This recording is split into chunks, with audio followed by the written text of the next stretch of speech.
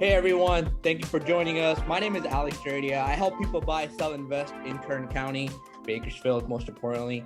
And today we have with us a very longtime friend, John, out of Southern California. John and I met at a Mike Ferry event, man, back when we started at real estate, and we were like, what is going on in this room? This is like real estate heaven. John, wouldn't you agree? 100%. Yeah. So that's how John and I met. We stayed in touch. We role played. We sent referrals back and forth, and we worked together. And so, John, thank you for taking time out of your day and hopping on board with us today. Dude, I share the pleasure, man. You're a great time friend, Alex, and anything to serve the cause, man. Hey, I appreciate that. You know, the purpose of this thing is I want to provide content for our, agents, lenders, most importantly, our clients that are just lost in the market right now, right? To provide a little bit of a pathway to see what can be done, what should they do, and how should they tackle the market. So that's like the whole purpose of why I've started doing this. So John, I mean, tell us about yourself. What do you do? What market do you primarily serve? And let's go from there. Yeah, Alex, thank you for having me, and it's a pleasure to see how we can add value. My name's John Tuminez. I am 29 years old. My journey starts in the Philippines. I'm an immigrant. And then my dad pretty much petitioned us in 2008. I was 15 years old, and long story short, went to school. Didn't know what I wanted to do, and I'm Filipino, so stability, nursing, was pushed. So I went through that path. I tried a lot of things, and actually ended up going to school to be a nurse. And then, long story short, went to the hospital, and I just didn't like it. It just didn't work out. And that was maybe 2017 when I started real estate. I had no clue about what a contract is, how to help a buyer, how to help the seller, but with great mentors, being surrounded with Mike Ferry, Alex, Oh, getting surrounded with this environment, that really started my journey in real estate back in 2017. right. So right now, I serve. It's been 5 years now, being in Yeah. real estate, and I'm here in Southern California. It's 30 minutes east of LA, and since then, 5 years, fortunately, been able to serve 100 clients, helping Wow. them sell real estate, and then just recently, because Alex, you kind of know my story. In Right. 2020 when the pandemic hit, it really affected my business, because I was raised with door-to-door sales. So I remember back in 2017, my mentor Danny and Cirillo, they told me, I asked them, what's the secret to success? And they told me, dude, just fail fast, network, and have faith, right? So they would just like drop me off a block here in a city in Southern California, Montclair. And they're like, dude, just knock as many doors as possible. So that's what happened. I just knocked, and I didn't even know what was going on, but I knew that, it was going to work out. And that started, my career, that developed, the skills that, as a salesperson, as someone that would, help a person belly to belly sales. So, with that being said, in 2020, pandemic hit. Whew. I remember those days. Yeah. Yeah, yeah. But hey, um, look, before we go into that, why real estate? Why did you decide to go from nursing to real estate and not like lending, you know, or anything else?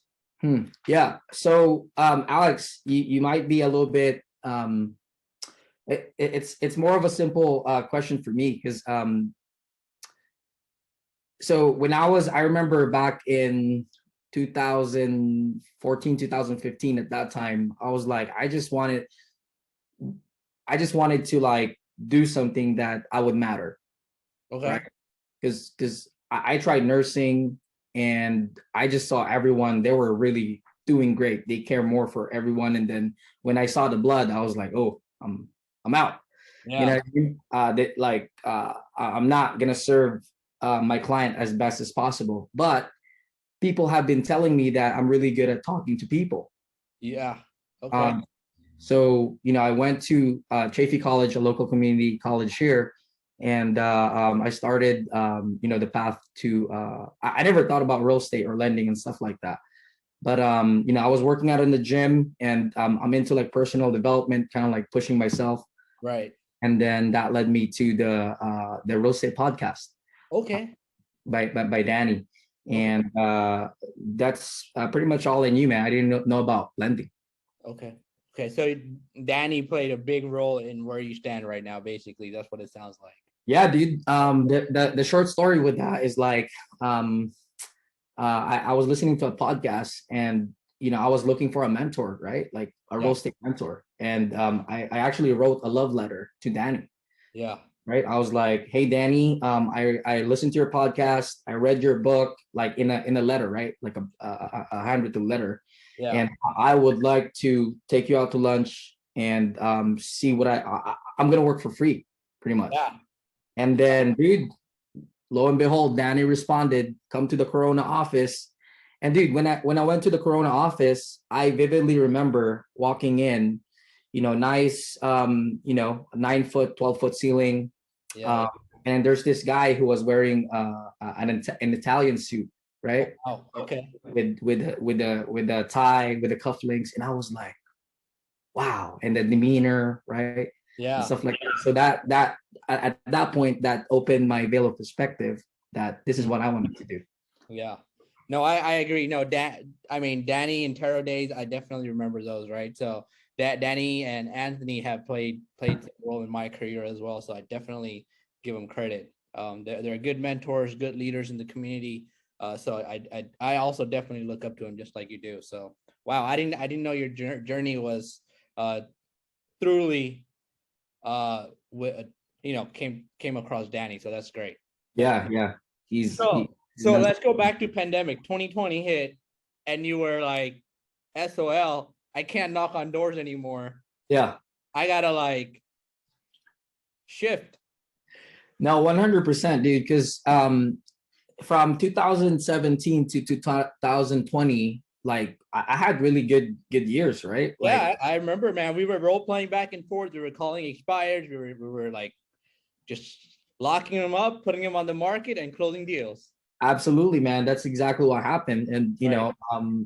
that was the first time I make six figures, even like multiple six figures. Yeah. Then the pandemic hit, and then I was like, all right, I'm gonna do the same thing. So I did the same thing, knock on doors, and then it just got weird, man. Like people are not opening doors anymore. And then I just saw, like, before that my phone would ring all the time, right? It didn't ring again. And then on top of that, Alex, man, I got the COVID. Oh So wow. I was out for like maybe 2.5 weeks, like Okay. really sick. Yeah. And I remember when I was in my room, just sick, trying to, Get back to life. yeah, get back on my feet. I was like, dude, what am I gonna do, dude? Like my business was actually like cut in like 1/4, like in just like a few months. Mhm. So I mean, at that point, I'm just at the house. I was like, if I don't do anything, either A, I go back to nursing, or B, like, because dude, like coming up in real estate, man, because no one really did real estate in the family, right? Everybody did corporate, accounting, nursing, right? They kept telling us in you go to this parties, right? Filipino parties. They're like, John, like, What are you um thinking? yeah, what are you thinking? Like real estate is part-time, like you gotta have a plan B, plan C, plan whatever, right? So I was like, dang, like at that point I was sitting down in my room, on top of that having COVID. My business is down. I was like, I had this question to myself, am I gonna let those people, I mean, am I gonna let, like, if I don't do anything right now, they're gonna be right. But then at that point, I was like, I didn't know what to do, to be honest, but I Yeah. just need to like pivot and figure it out. And that's when I was watching YouTube videos, and then I ran across Tatch.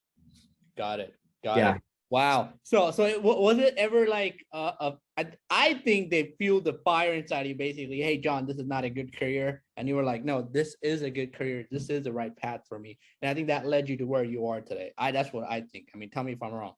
Yeah, no, 100%, man. It's reasons comes first, results comes after. Yeah. Wow. Results comes first. No, reasons comes Oh, first. reasons comes first and results comes after. Results comes after. Yeah. The stronger our reasons, the more the more the fuel to the fire. Wow, that's great. So Yeah.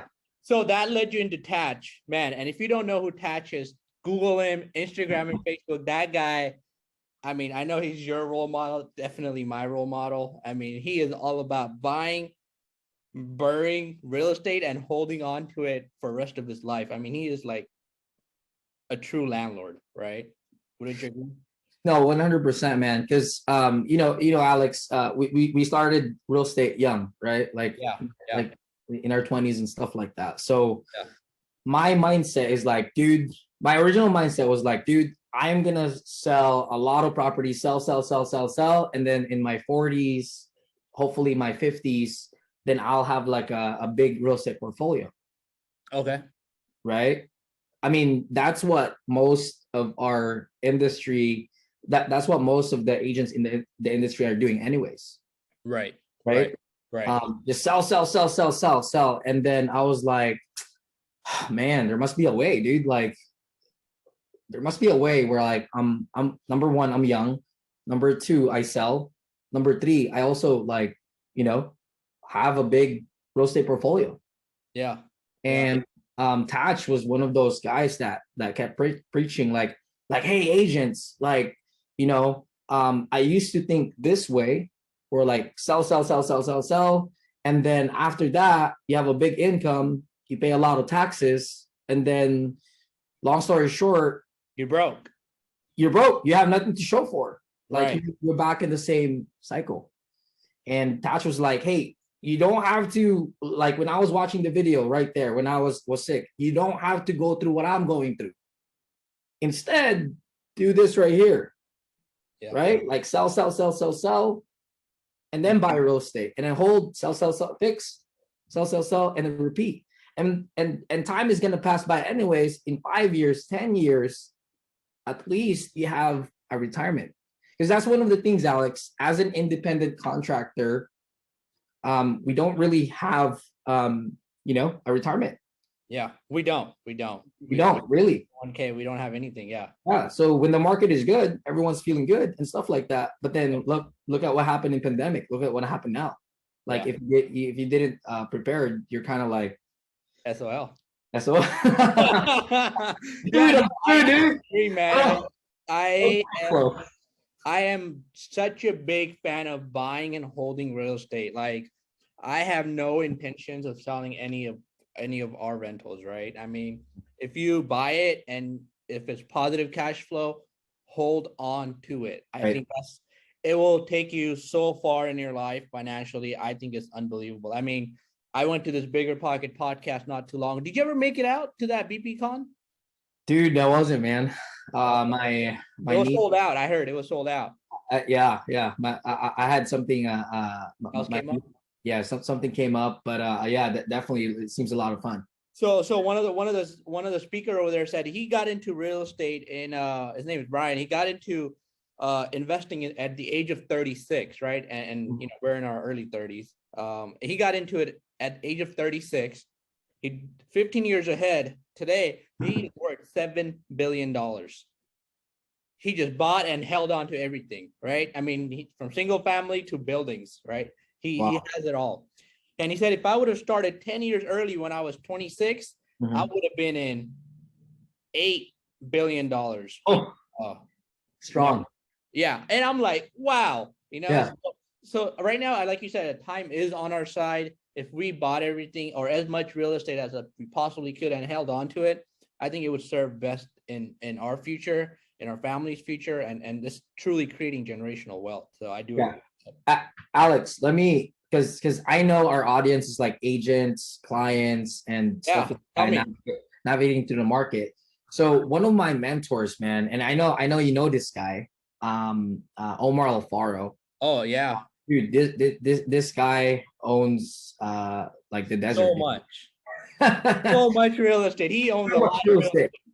estate. Yeah. So yeah, we're in the same mastermind group and stuff like that. And then he told me I was asking him a question about like selling my property because like I needed this, needed that. I'm like, dude, wow, why do you want to sell, dude? Like it's paying for itself, right? But he told me um this adage, and then it would probably never leave my mind. Time on the market beats the market. Time on the market beats the market. Beats the market because you know how like a lot of people they want to time the market, a lot of buyers they want to do this, do Oh, that. okay, I understand. Okay, okay. But man, look at your boy that's spoken bigger pockets, Yeah. like they just they A just lot held of them. on Yeah, yeah. No. and they won. Yeah, I think there's countless number of people like that. I mean, Omar is one. I mean, Adrian is another one. There's so many of them out there that we know that they're doing the exact same thing. So it's like a proven formula, right?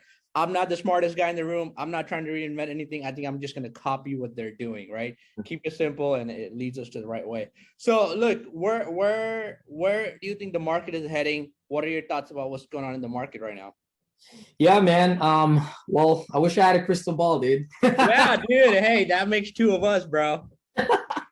Well, man, you know, the past 2 months, our friend Mr. Powell just really is steering the ship now Yeah. after a long time. So, you know, gas prices has been going up, which makes a lot of sense, and inflation is like, you know, through the roof. Right. I mean, you know, what I think, since you asked personally, is I think personally the rates right now. I was looking at the stocks. We've been going up 2 days in a row as far as stock market. We've been going down the past few months. Right. Like Right. unfortunately, a lot of I was just talking to my aunts and a couple of professionals that they have their 401k in the past 3 months. They probably lost 15%, or like some people 20%, right? In the stocks. But long story short, Alex, number one, I don't have a crystal ball. Uh, there might be like what I would say is there might be an opportunity that is coming up, right? Because the reason why, Alex, is a lot of people that didn't prepare for the rates going up, they're going to be like selling, right? Yeah. So for us investors, I mean, the interest rate going up, it might be another $400 to $500 a month. For the people that's buying and holding, I think it's gonna be like a really good time. And Alex, sometimes, bro, by the way, I'm improving my communication, right? If what I'm Yeah. saying is not clear, No, um, it makes sense. You're good, bro. I'll yeah, definitely tell you, trust me. So yeah, you, yeah, like just kind of like let me know. yeah. But yeah, what I personally think, it's an opportunity, man. A lot of because I'm an investor, right? Like I host events, and then I kind of get a feel of like how the flippers are thinking, how the wholesalers are thinking, how the agents are thinking, right? Yeah. Because we do this every 2 weeks, every month we talk, and it's a small community, right? Yeah. So what I'm noticing is like a lot of investors right now, before 6 months ago, a year ago, they're like, pay, right? They're just like spending like lunatics, right? Yeah. Yeah. But then now, bro, like it's like let's talk about something specific. Like I got a couple rentals in Joshua Tree, right? Okay. In Joshua Tree, sales are down about 50% Wow. because of the regulations that's been going on, Yeah. competition, and then also because of the interest rates. Yeah. But personally, like as an investor, that might be an opportunity, right? Because now we can negotiate for closing costs. We can negotiate for the price. Like we've been seeing like 6-figure price drops, 50K to 6-figure price drops. Yeah. I So, mean, so tell me about your rentals in Joshua Tree. Are they um, long term buy and hold? Are they like just short term, midterm, Airbnb? What are you doing with it? yeah. So the one in Joshua Tree, well, let me preface it a little bit. The reason why we invested in Joshua Tree is obviously the past 2 years. It's Joshua Tree. You got the Joshua Tree National Park. Yeah. Uh, there's about 4 to 5 million people that uses the highway right there, Okay. 29 Palms highway, and you get to go hiking. Like the utilities are there, right? So there's been a lot of people in the past 2 years. So we got it in November, and we got it as a burr, right? Okay. We bought it for $270,000, Okay. and then at that time it's worth 450. So we would get these deals, bro, at like 60 cents to like 70 cents on the dollar. Right. Yeah, that way when we rehab the property, make it look like an Airbnb, at that point we still have like 20% equity, or we have a cushion room, whatever it is the market does, just like what's happening right now. Yeah. So with that being said, right now, since it's kind of slow, it's just an Airbnb. I think we're getting about $200 a night. Okay. Okay. Yeah. So you're getting $200 a night. What's the occupancy percentage looks like? Are you booked all month? 30 days, 20 days, 25, 15? Like right now, it's at a 40% Okay. occupancy. Okay. So about 15, 13 days type of a deal. Yeah, 15 days, 13 days. So, Okay. you could expect about 2,700, $3,000 a gross, like on it, Okay. like that. So I mean, it's my mortgage payment on that one is 1,800. So Yeah. I'm cash flowing about 1,000, 1,200. Yeah. Hey, as long as you're in the green at the end of the day, that's all that matters. It doesn't matter how you get there as long as you're in the green, right? Whether it's Airbnb or you do a long-term rental. So why do you think what tell me about the restrictions in Joshua Tree? What kind of restrictions are out there for people that don't know? Hell, I don't know. Yeah. Yeah, man. I mean, dude, I was just having a conversation with this with my real estate agent over there. So before um the Joshua Tree ordinance, right, community, they're like, hey, investors, come to the city, come to the city. So you can just like easily like buy a house, get your permits, Okay. and then rehab it and then put it on like Airbnb, right? That's it. And that's it. 1, 2, 3, right? Okay. But then now, this was probably like 2017, 2018. So if you invested back then just like anything, if you got there early, it's a lot better, right? But then now, what's going on, because obviously there's a lot more influx of like investors over there. The locals and the city is actually more involved now. They're like, dude, like it's crazy. City's a lot more like saturated, right? Yeah.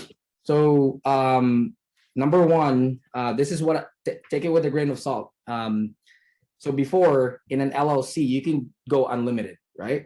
Like, for example, Alex, if we started a LLC together to start like an Airbnb business, we can have 10 Airbnbs in just one LLC, right? Or one corporation. Yeah. And now, since it's kind of like more regulated now, it's capped up to 2. Okay. Yeah, and the caveat is they're not letting corporations or LLCs to own properties over there for an Airbnb. You could own it, you can buy it as an LLC, but then you can't really apply.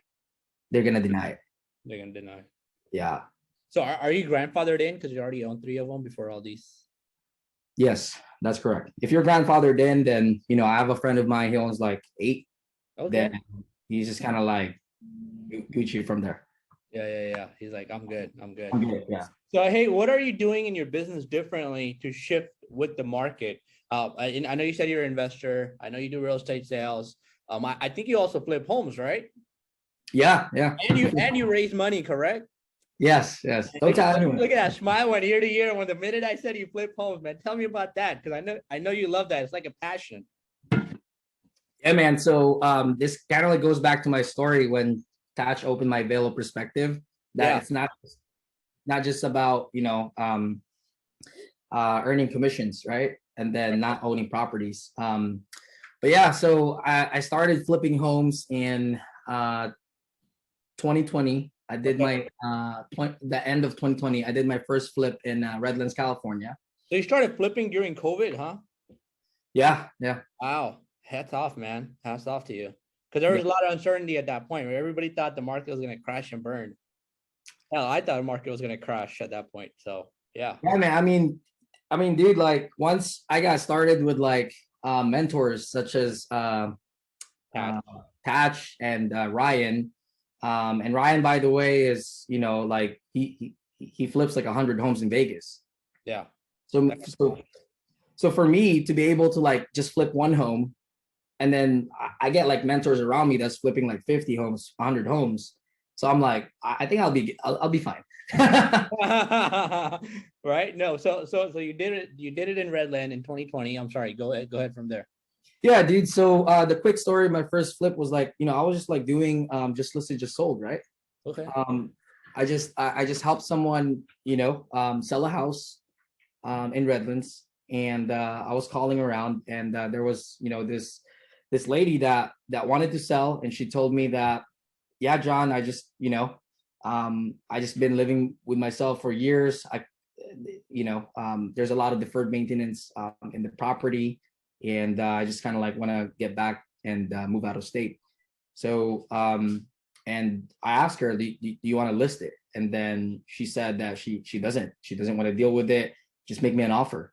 And I made her an offer that made sense for her, made sense for me. And on top of that, and this is the thing, Alex, because one thing that I really learned, man, is like it's not about the price, I agree. but it is about the price, but that's just the beginning. Yeah. But it is solving the problem, right? I Because agree. because me and you can talk all day long, right? Like, hey, I have the best company, best this, best that, and the seller, the client, dude, I don't really care about that. Like, I have a old house right here. I have a plumbing leak. I have this. I have that. I have medical bills. Like, Yeah. I don't really care, dude. You know what I mean? This is what I care If about. they want like this is my problem, how the hell are you gonna solve it? Right? That's point A to point B is what they want to know. Yeah, man. So I just told her like, hey, I just tried to listen, as much as possible. I'm like, hey, you know what? Uh, this is exactly why people like you work with us and stuff like that. I know you have this problem A, problem B, problem C, and we're the easy guys. Like we'll definitely help you out. There's no commissions and stuff like that. And this is our offer. And we went back and forth. And long story short, she's like, hey, John, you know what? I've gotten like a lot of offers. Like there's probably like two or three guys that are like 30 grand, 50 grand higher than you. But, you listened and you solved my problem. What was their motivation? What was the problem? Well, the problem is, man, is like they lived there for like a long time, number one. And number two, and sometimes it can get the best of us, right? Like there's a lot of stuff in the house. She was just done with it. She was just She was just done. She was just done. She just want to retire, right? All right. Yeah, dude. Yeah, we like this house was a 2-1 in Redlands. I think at that time it was like 300 around 300,000. Like Wow. if it was like retail, right? Yeah. And And you flipped it for how much? yeah, we bought it for 180,000. Yeah, we bought it for 180,000. I believe we put in about 35. It's 1,000 square feet. It's a 2-bedroom, 1 bath. So at that point we're kind of all in at like 210, 215 to 210. Okay. 15. And then yeah, man, that was that it was a lot of fun because I actually have a picture of my Instagram. I invited my college buddies to help clean up the house, to take Nice. out. I remember looking at that. I'm like, this son of a gun getting free labor out of his friends. You buy him Dude, a beer? dude, it's an internship, dude. Great, awesome, man. Hey, look, so we got to start wrapping up over here. Is there anything else that you wanna add or say? So yeah, guys, I do want to say I know we're in uncertain times right here. More than ever, it's important for us to collaborate, link up with people like like Alex. If you need to invest in a mentor, invest in the mentor. And sometimes like this mentors, they charge a lot of money, and time is money. So you got to pay to play sometimes. I think in 2021, I've spent $50,000 in mentorship. I'm not saying that you need to do that. That's my journey. Yeah. But what I'm saying is you need to get surrounded with people that knows what they're doing. That way you can save a lot of time and save a lot of stress and headache. So that's one. Number two is whatever it is, either real estate you're doing, either you're passionate about Smurfs, or you're passionate about something. Talk about it, pray about it, share about it, tell your story.